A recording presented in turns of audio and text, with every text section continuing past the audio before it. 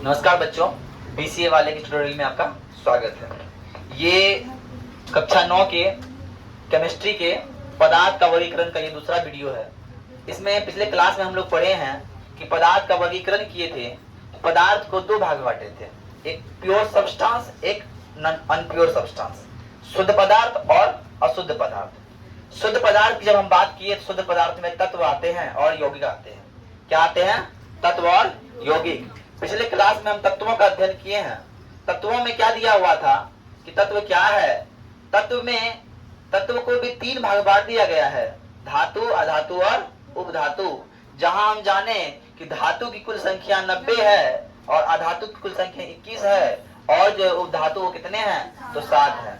मतलब अब तक जो है जितने भी तत्व हैं वो कुल कितने हैं? तो 118 है ना। इन बातों को हम जान चुके हैं। आज हम क्या जानेंगे? अंतर है। आज हम जानेंगे धातु के गुण, अधातु के गुण, है ना। तो देखिए धातु क्या होता है। तुम देखा होगा जितना धातु उसमें एक विशेष तरह का चमक होता है, विशेष प्रकार की चमक होती है। इस चमक को बोलते हैं धात्विक चमक बोलते हैं। क्या बोलते हैं? धात्विक चमक बोलते हैं। अब दूसरा जो है अधातु के गुण की बात करते हैं। किसकी बात करते हैं? अधातु की गुण की बात करते हैं। धातु में क्या होता है गुण? आधात वर्धिता। क्या होता है? आधात वर्धिता। आधात वर्धिता का अर्थ क्या है? मतलब किसी लोहे को अगर आप पीटिएगा तो वो एक पत्थर का रूप ले सकता है, लेता है कि नहीं? मतलब धातु को पीटने पर हम पत्थर बना सकते हैं। क्या बना सकते हैं? पत्थर बना सकते हैं। और इसकी तन्यता, इसको खींच के आप तार बना सकते हैं। और ये क्या बोलते हैं, 10 ग्राम लोहा को खींच के अप्रोक्सीमेट 1 किलोमीटर लंबा तार बना सकता है। मतलब 10 ग्राम लोहा ना, 10 ग्राम सोना को खींच के अप्रोक्सीमेट। सबसे बेहतर तन्यता किसमें होती है? तो सोना में होती है। सर्वाधिक तन्यता वाला तत्व कोई अगर है तो वो क्या है? सोना है। धातु या सोना है, ठीक है। और ये अक्सर कठोर पाए जाते हैं। इनका घनत्व क्या होता है? उच्च होता है। घनत्व हम बताए थे, मतलब कम से कम जगह में बहुत सारा सब्सटेंस आ जाना। हम क्या बताए थे? रुई का घनत्व अधिक होता है, कम होता है। लोहा का घनत्व अधिक होता है। लेकिन हम बताए थे, लोग को बोला कि 1 किलो रुई 1 किलो लोहा के बारे में, तो बोलता है दोनों बराबर, दोनों अलग अलग है। दोनों अलग अलग नहीं है। द्रव्यमान दोनों का सेम होगा लेकिन घनत्व डिफरेंट होगा। कोई दिक्कत? अच्छा, वो सौरभ नहीं है आज, तुम्हें क्या बगल में है ना? ठीक। अब आते हैं, इसका घनत्व उच्च होता है और इसे पीटने पर एक विशेष प्रकार की ध्वनि निकलती है। टन टाइप का निकलता है कि नहीं? निकलता है। तुम कार्बन को पीटते निकलता है ना? निकलता है। लेकिन लोहा को पीटेगी, टीना पीटेगी तो आवाज निकलता है कि ना? निकलता है ना? अलग निकला है ना आवाज? ये वो। अब आते हैं अधातु के गुण है। अधातु के गुण की बात करते हैं। इसमें कोई भी विशेष प्रकार की चमक नहीं होती है। अधातु की तरह होता है, ऐसा कोई चमक नहीं होता है। और इसको पीटने पर ये भंगुर बन, चूर चूर हो जाता है। तुम कार्बन को पीटोगे ना घर से कोयला को, तो भंगुर बन जाएगा, चूर हो जाता होता है कि ना? इसीलिए वो क्या है? अधातु है। और सर ये मुलायम होती है, ये धातु के इतना कठोर नहीं होता है कि ना? उसके बाद इसका घनत्व निम्न होता है, इसका घनत्व उच्च होता है, इसका घनत्व निम्न होता है ना। अब आते उपधातु किसे कहते हैं सर? इसमें धातु अधातु दोनों के गुण पाए जाते हैं। किसमें? उपधातु में तो बोरॉन, सिलिकॉन, आर्सेनिक और भी है। 7 गो एलिमेंट है जो कि क्या है? उपधातु है। कोई दिक्कत? अब दूसरा चीज आया, शुद्ध का पदार्थ का एक दूसरा रूप है यौगिक। हम बोले थे तत्व क्या होता है जिसे किसी भी भौतिक या रासायनिक विधि से एक से अधिक भागों में विभाजित नहीं कर सकते हैं, वो तत्व था। यौगिक क्या है? यौगिक वह शुद्ध पदार्थ है जो 2 या 2 से अधिक तत्वों के भार के विचार से एक निश्चित अनुपात में संयोग के फलस्वरूप बनता है। अब बात समझिएगा। हमने जल का निर्माण किया। जल का फॉर्मूला होता है H2O। हमने क्या किया? पानी का निर्माण किया। और जब पानी का निर्माण किया तो पानी का एक निश्चित अनुपात क्या था? H का 2 था और ऑक्सीजन का 1 था, है ना? कितने हाइड्रोजन है? 2 हाइड्रोजन। कितने ऑक्सीजन है? तो 1 ऑक्सीजन। यहाँ क्या बोले हैं? H2O। यहाँ H और O का अनुपात कितना है? 2:1 है।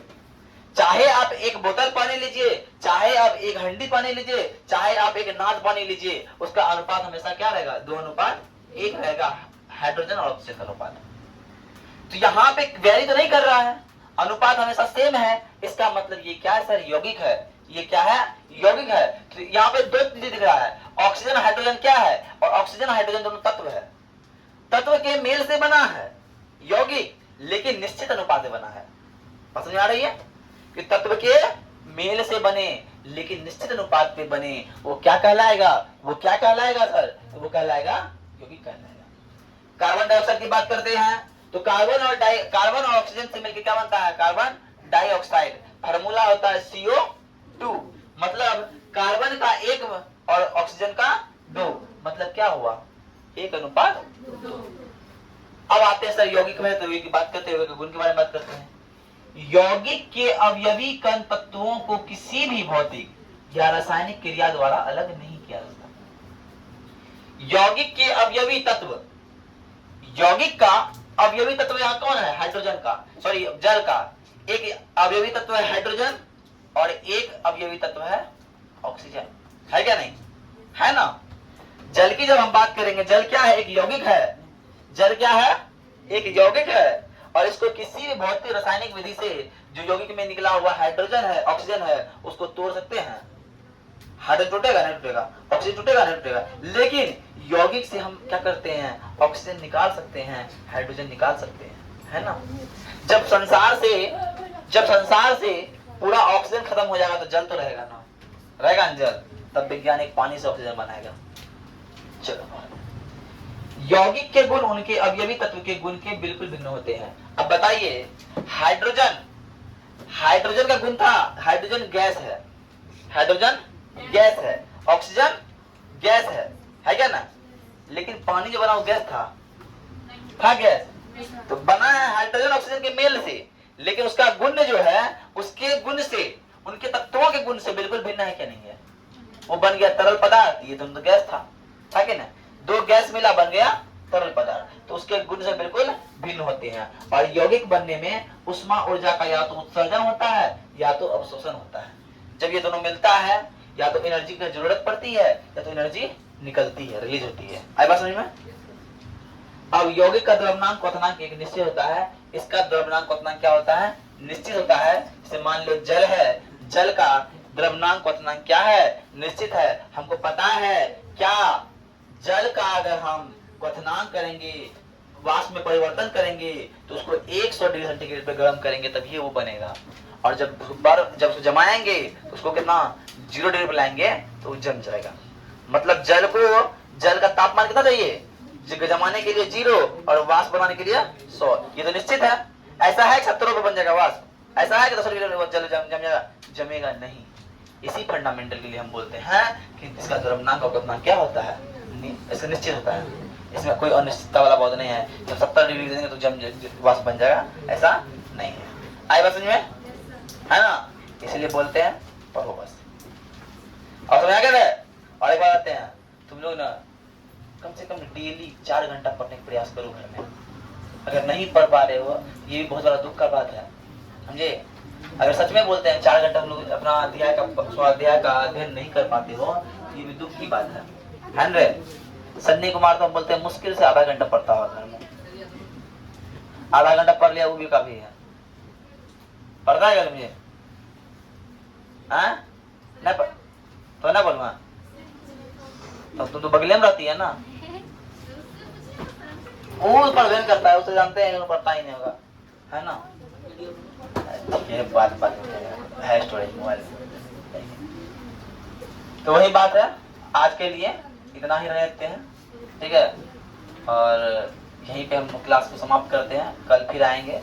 कल फिर इसको अशुद्ध तत्व जो है, अशुद्ध मिश्रण होता है, समांग मिश्रण और समांग मिश्रण के बारे में पढ़ेंगे। समांग मिश्रण जो प्रकार का होता है उनके बारे में अध्ययन करेंगे, ठीक है। बात समझ में आई है? तो जितना आप पढ़ाते हैं ना उसका अभ्यास डेली कीजिए, ठीक है। धन्यवाद।